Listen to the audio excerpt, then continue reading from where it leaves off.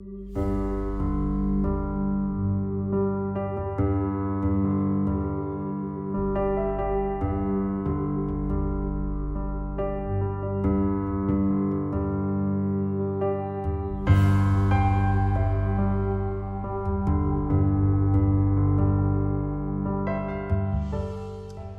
I was born in Grand Rapids, Michigan, and I am a tribal citizen of the Prairie Band Potawatomi Nation. And previously, I used to run the North American Indian Center in Grand Rapids. And so during that time, I got to know a lot of Native Americans and in Grand Rapids and then around the state, actually. And then got to the point where, as time is moving on in terms of communication, I used to, before there was Native News Online, I used to assemble just news items and email them to my friends, and the email list got pretty extensive. And there again, as time went on, I decided I wanted to start a news organization. And so February 15th, 2011, we started Native News. And so this February 15th, we're celebrating our 10th anniversary coming up in like 2 weeks. So it's pretty exciting. Native News Online is one of the most read, most trusted American Indian news sources in America. Last month, this was January of 2021, we had over 500,000 page views and was close to 400,000 people read it just in 1 month alone. So that's pretty good numbers. Not exactly where I want it to be. I wish I could say there's 10 million people are reading it every month, but it's growing. But as I said, I think it's one of the most read, most trusted news sources in America. And the topics we cover are very relevant to things that are happening in Indian country and as it relates to policy decisions being made in Washington, maybe even at state level, the tribes throughout the United States, and national American Indian organizations, things that they're doing to promote lives of American Indians. So we have a smaller newsroom. It's me, there's a managing editor, we have 2 reporters, and we use a lot of freelance writers, but it's growing, and we're excited because it's coming up on our 10th anniversary. I think it speaks to longevity, and I think that through the years, we've been able to build some consistent readers, but through consistency.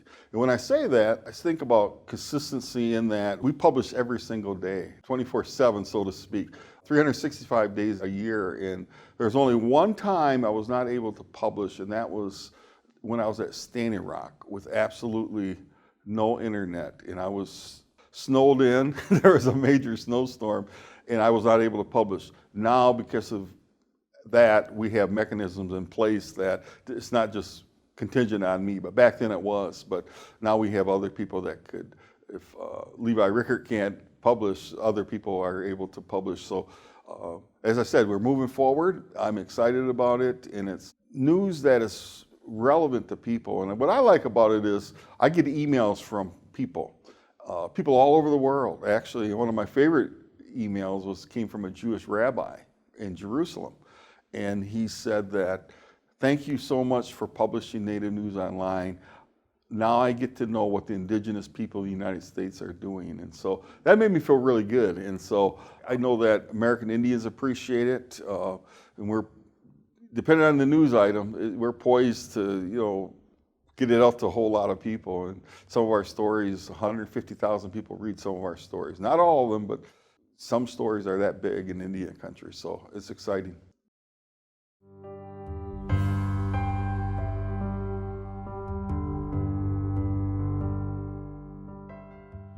I think it's important that American Indians are represented in the media because our voices need to be heard.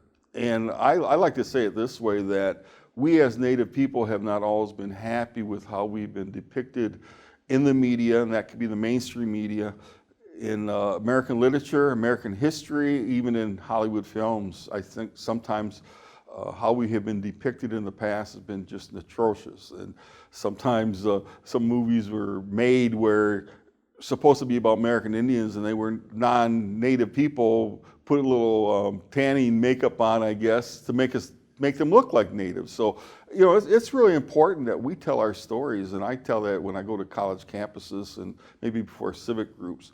why Native News Online exists is our time to tell our stories. And for a long time, we tagged we had a subtitle, Celebrating Native Voices. We took that off last year, but it's still true. We want to celebrate Native voices. It's so important we have our voice in society. And one of the things that I like to say also is that in terms of accuracy, we have to be accurate in our reporting, and we are not above making corrections when needed. Sometimes you can source something, you think you have the story right, and it just isn't right.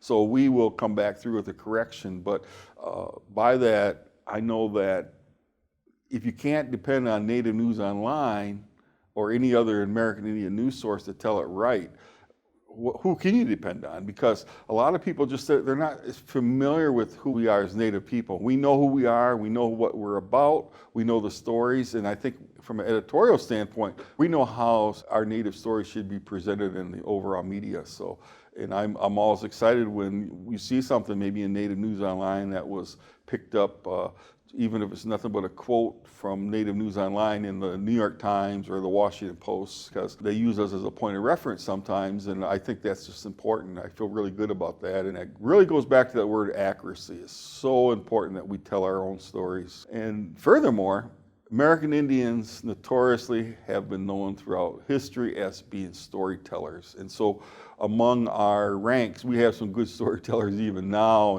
and to put it down in writing so that it's on the internet is so, I think it's tremendous. And that's the beautiful thing about modern times and technology is we can produce a story and it's out there. And it's like I say, it goes all over the world.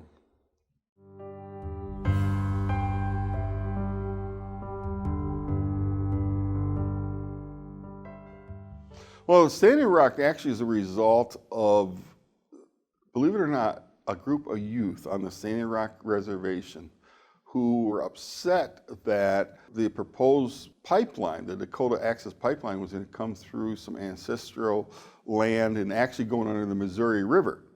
And so they actually took a staff, Eagle staff, and ran it to the U.S. Army Corps of Engineers to actually submit their objection to that. And they ran, I remember exactly how many miles, but it was several hundred miles from Standing Rock. And then they actually went from Standing Rock to Washington, D.C. to take the same message and said, we do not want this pipeline. And what's interesting about the pipeline was maybe 3 years before, the U.S. Army Corps of Engineers had proposed taking the pipeline through North Dakota, 10 miles outside of Bismarck. Now, Bismarck is the capital of North Dakota, and so the people there objected and said, you cannot put it here. It's too dangerous. So what do? They rerouted the pipeline to go right by Standing Rock within a half a mile and through the ancestral lands. And so I say it this way, sometimes it's as if not in my neighborhood, but it's okay in theirs. And so as Native people, the idea that this group of youth really got together and said no. And then, of course, the tribal council got behind it, other people, and then they started having these camps in April of 2016. By like December, the first weekend when the veterans came, there was like 10,000 people there. But during the course of all those months, people would come and go, and they say that tens of thousands of American Indians and their allies came from over 300 tribes throughout the United States to say no to the Dakota Access Pipeline. And so it was legitimate resistance, so much so that we don't even really call them protesters, we call them water protectors. They were there to protect the water because downstream from the Missouri River is 17 million people, and if that pipeline burst, it could potentially impact the lives, the drinking water of 17 million Americans. And so I always say that American Indians were the first environmentalists, and so this group of young kids that started this movement, this resistance, it was tremendous. And the idea that tens of thousands of American Indians went there over the course of several months it caused the largest public gathering of American Indians in over 100 years. So it was pretty significant. Even now, the pipeline is operational. There's movement right now on, just last week in the U.S. Court of Appeals said they upheld a lower court's decision that said that pipeline is not being operated legitimately. It needs a permit from the U.S. Army Corps of Engineers, and the one that's done correctly. And I wrote an op-ed just yesterday that calls for President Biden to close down that pipeline because he should not overlook the obvious. Obvious being 4 years ago we had all those people at Standing Rock, and he needs to pay attention. And to his credit, he did cancel the Keystone Pipeline that would run through a portion of South Dakota, but he needs to take a really hard look and say, let's turn that oil off, because they've already have found leaks several spots along that pipeline route, and pipelines are very dangerous.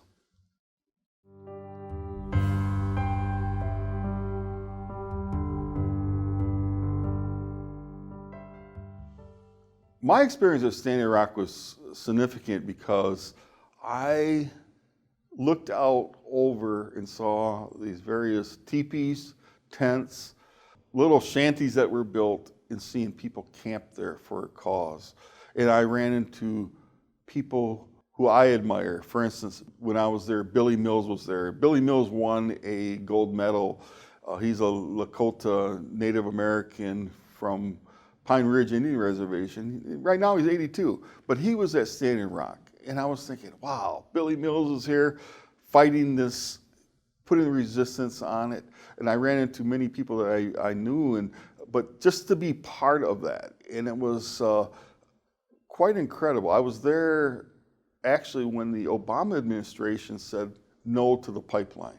They would cause the U.S. Army Corps of Engineers to perform a environmental impact study statement, and that was, I was there when the jubilation, because American Indians by and large don't get that many victories, and I remember seeing people literally crying because of that victory. It was a victory that, as it turned out, was short term, because even when the announcement came that first week of December of 2016, we already knew that 6 weeks hence Donald Trump would enter the White House.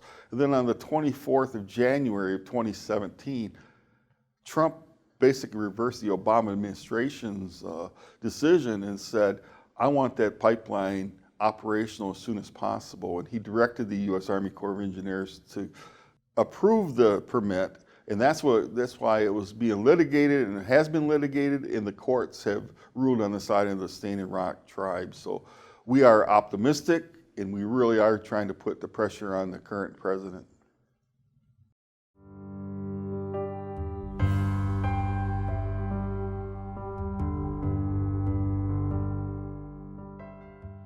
Tribal sovereignty is something that is protected by treaties and other legal documents, and it has been upheld several times, even way back in 1831 when the U.S. Supreme Court Justice John Marshall ruled in favor of tribal sovereignty, and that allows for treaties, and it's very similar to sovereignty that's given to bodies of government, and we are tribal nations that are sovereign, and so we feel that our tribal sovereignty is so incredibly important to who we are as tribal nations, to protect who we are in terms of our rights as tribal citizens, to work with, deal with, negotiate with, and set deals with the federal government.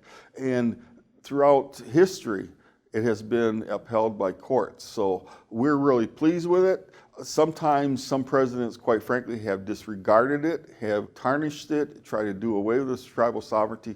But the good news is modern day Indians, so many of them are now attorneys, and they know how to argue the case. And so we're really, as a Native person who is a Potawatomi man, I'm really hopeful that we will always retain our tribal sovereignty and be able to deal with the U.S. government from a nation-to-nation stance, and that is so important.